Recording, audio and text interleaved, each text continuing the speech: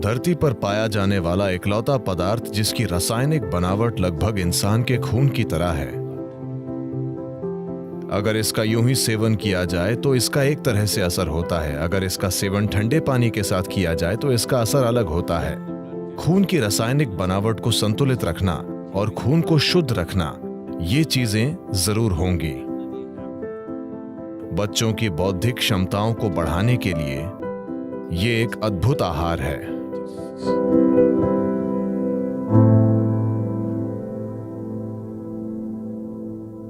कर्नाटक में कुछ जनजातियां हैं जिन्हें जेनु कुर्बा कहते हैं।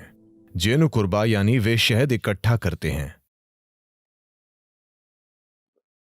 कुछ समय पहले मुझे उनके साथ कुछ समय के लिए रहने का मौका मिला था। उनका आहार कुछ ऐसा है। सुबह सबसे पहली चीज एक बांस का गिलास, यानी बांस की टहनी इस तरह से कटी हुई, इसमें करीब 3/4 लीटर शहद आ जाता है। सुबह 3/4 लीटर शहद, बस यही आहार है। आप सुबह 3/4 लीटर शहद पीते हैं और फिर आप जंगल में चले जाते हैं। एक दिन में आप आसानी से 30 से 40 किलोमीटर चलते हैं और आप कम से कम 50 पेड़ों पर चढ़ते और उतरते हैं, ऊपर नीचे, और शाम तक कुछ और नहीं खाते।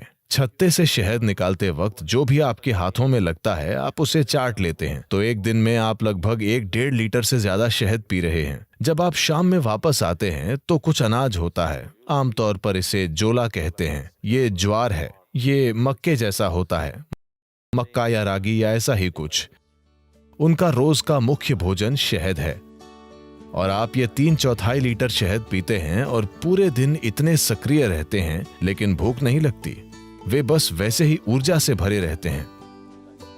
वे इस पर ही जीते हैं। उन्हें शहद चरवाहा कहते हैं। शहद ही उनका आहार है।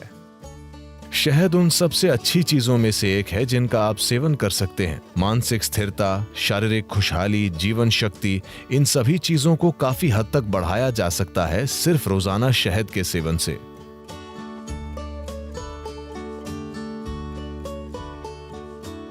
शहद इस धरती पर पाया जाने वाला इकलौता पदार्थ है जिसकी रासायनिक संरचना लगभग इंसान के खून की संरचना की तरह है। अगर आप कुछ चीजें बदल दें तो ये लगभग खून जैसा है। शहद का दैनिक सेवन आपके स्वास्थ्य के लिए बहुत कुछ कर सकता है, खासकर वो लोग जिन्हें अधिक बलगम की समस्या है। यह आपके दिल के लिए बहुत अच्छा है, आपके दिमाग के लिए अच्छा है, यह आपके मन को सतर्क रखता है और ये बहुत ऊर्जा देता है।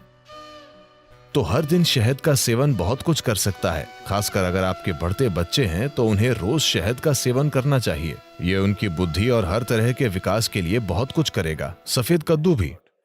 सफेद कद्दू और शहद दोनों चीजें एक साथ मिलकर बच्चों के लिए एक शानदार आहार हैं, उनकी बौद्धिक क्षमता को बढ़ाने के लिए।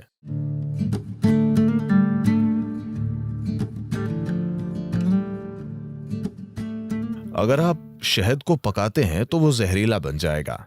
शहद को पकाया नहीं जाना चाहिए। मुझे पता है कि लोग इसे बेक कर रहे हैं, इसे केक और दूसरी चीजों में पका रहे हैं। ये करने के लिए अच्छी चीज नहीं है। अगर आप इसे पकाते हैं तो शहद का कुछ हिस्सा जहरीला हो जाता है।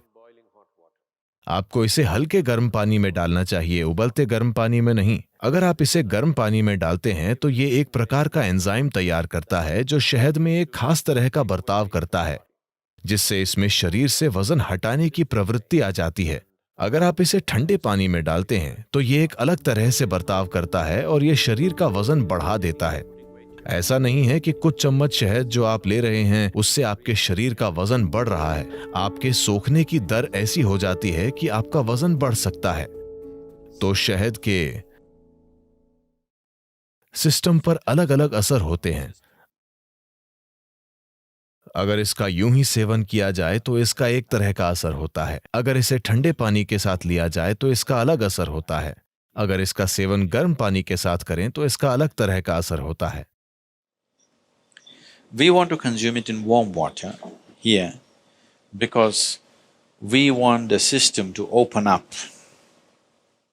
यहां हम इसका सेवन गर्म पानी के साथ करना चाहते हैं क्योंकि हम चाहते हैं कि सिस्टम खुल जाए। अगर आप सिर्फ सेहत बनाना चाहते हैं, जैसे अगर कोई एनीमिक महसूस कर रहा है, एनीमिया का मतलब है एक स्तर पर खून में लोहा कम हो गया है, मतलब आपकी ताकत कम हो गई है, ठीक है? आपके शरीर की मजबूती कम हो गई है। आप थकावट महसूस करेंगे बिना किसी कारण के थकावट, क्योंकि जब जरूरी लोहा नहीं होता है तो शरीर के हिस्सों तक ऑक्सीजन ले जाने की आपकी क्षमता कम होती है। इसका मतलब है कि आपका शरीर, आपका दिल, आपका मस्तिष्क सब कुछ कम स्तर पर काम करेगा क्योंकि आपके पास पर्याप्त ऑक्सीजन नहीं है। तो इसे ठीक करने के लिए एक आसान चीज ये है कि आप रोजाना गर्म पानी में थोड़ा सा शहद मिलाकर पिएं और आप देखेंगे कि धीरे धीरे आपकी आरबीसी की मात्रा बढ़ जाएगी। अगर खून में ऑक्सीजन ज्यादा है तो अचानक आपको ऊर्जा का विस्फोट महसूस होगा। अचानक सब कुछ सक्रिय है, शरीर की पुनर्जीवन प्रणाली बेहतर है, मृत कोशिकाएं जल्दी जल्दी बदल रही हैं। शरीर में आप जो आलस महसूस करते हैं वो काफी कम है, मन में आप जो आलस महसूस करते हैं वो काफी कम है। तो शहद का सेवन रक्त संचार प्रणाली में एक तरह का संतुलन लाएगा, जो योगाभ्यास करने वालों के लिए बहुत ज्यादा जरूरी है, क्योंकि आप कुछ तरीकों से शरीर को सीमाओं से आगे धकेल रहे हैं।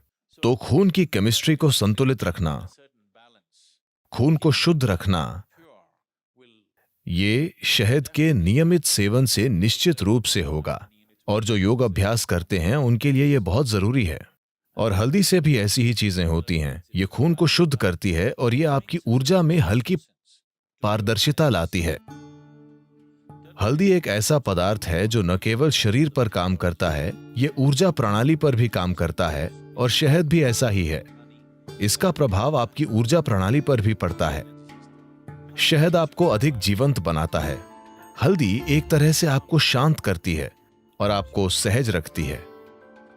सुबह आप थोड़ा सा शहद, नीम और हल्दी लेते हैं, तो नीम और हल्दी का सेवन थोड़े से शहद वाले पानी के साथ, इसमें शहद बहुत कम होना चाहिए, थोड़े से शहद वाला पानी, इन सभी का साथ में सेवन करना सिस्टम को साफ करने का एक अच्छा तरीका है। Acts as a wonderful way of cleansing the system. इससे सिस्टम में फैलाव आता है, ताकि जब आप साधना करते हैं तो एक चीज ये है कि ये मांसपेशियों में लचीलापन लाता है।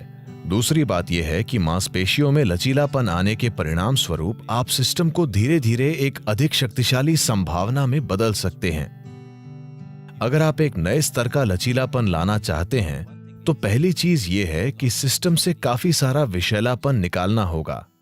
अगर आप सिर्फ पानी का आहार या शहद और पानी का आहार लें जो आपको पर्याप्त ऊर्जा देगा, अगर आप पहले से ही बहुत पतले नहीं हैं, अगर आप थोड़ा वजन कम कर सकते हैं, अगर आप शहद डालेंगे तो आपका वजन भी कम नहीं होगा। अगर आप पर्याप्त शहद लेंगे या आप चम्मच भरकर शहद लेंगे तो आपका वजन कम नहीं होगा। अगर आप 7-8 दिनों तक ये करते हैं तो शरीर से बहुत सारा विषैलापन बाहर निकल जाएगा। अगर आप ऐसा करते हैं तो आप पाएंगे कि अचानक आपका शरीर कहीं ज्यादा लचीला हो गया है। प्रयोग करके देखिए, इस पर विश्वास मत कीजिए। तो शहद एक महत्वपूर्ण भूमिका निभाता है। जो लोग यौगिक अभ्यास कर रहे हैं उनके लिए शहद का सेवन अच्छा है।